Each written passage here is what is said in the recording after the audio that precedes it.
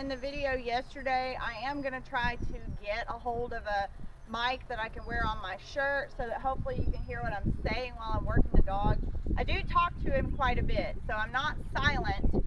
I give commands, and then I use my voice to either encourage him or discourage him from whatever it is that I think he's about to do. So you can scold a dog or correct a dog for their intent, their intentions. So if I think he does not have the intention of getting to balance, which is getting himself into a position where he can turn the livestock to look at me and get them off the fence, then I will scold him for that. And then I step forward into his shoulder to hopefully press him out towards the pen, change his trajectory.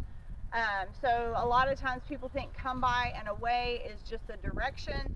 It's not. Come by and away mean do whatever you have to do to get to balance without disturbing your livestock. So in a small pen, there's no way for him to completely get out of the bubble all the time. But he should be looking to get to balance without having an influence on his stock. So if the stock are not looking at me, if they're continuing in forward motion without bending, then he is on the hip or the heels, meaning he's pushing, he's not trying to get to balance. So when I start to name come by and away, I like to have that picture for the dog. I like to have the dog looking for balance, to get to the head, because if you're just teaching a direction and they never get that sense of control, then you're not teaching come by and away in a traditional sense. All you're teaching the dog to do is push to the left or push to the right. Anyway, I did a kind of an extensive video yesterday where I talked through it, and I was wearing a mic, one that I already had, that apparently doesn't work with my camera, doesn't work with my phone. So I may do a voiceover on that for you just to kind of give you that idea of what I was talking about. I'm working on the same thing today unless something changes. So every time I come out to the pen, I have an idea of what I'm going to work on with the dog. And sometimes that changes. Sometimes something else pops up, or we're struggling through a different issue, or the dog does something that I think, oh, we need to address that now instead of working on what we thought we were doing. Somebody did just pull up, so we're going to be working through the distractions, so I may or may not be able to get what I got yesterday.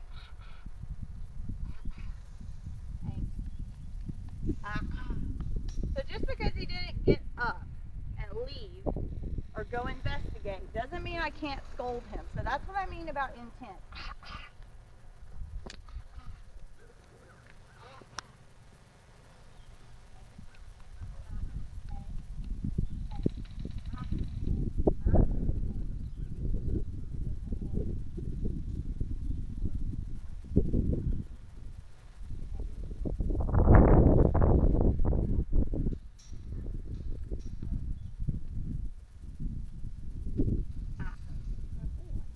He can look over there. He can be interested. He can check out his surroundings. But if I feel like his attention is more on that than on me or going to work, then he's going to get in trouble for that. So this is something.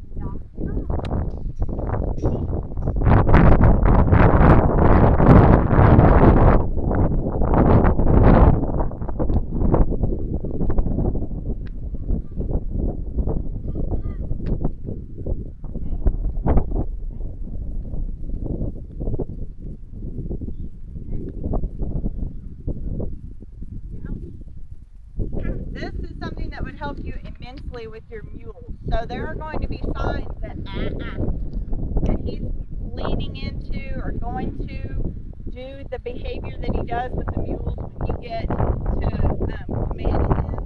And so you can scold, you can get onto him, and you can see what he did. I got onto him and he says, oh, I must not have been paying attention. We should have been going to work. So then he went to the cattle. Well, that's not what I asked him to do. I never asked him to go to cattle. I asked him to pay attention. This is a better mindset. So the people are still here. They're unloading their dogs and they're coming out to the pen. No. No. No. No.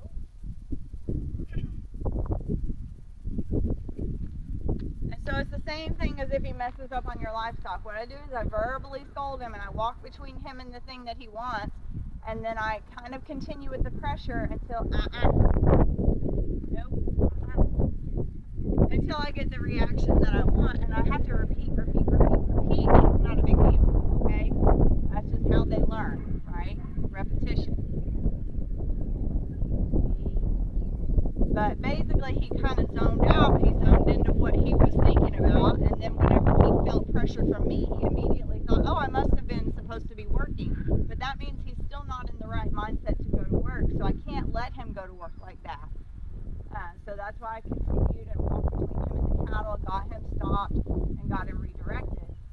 He's calming down, he's yawning, he's looking away from the thing that's making him excited. So we're in a better mindset. We can go to work now.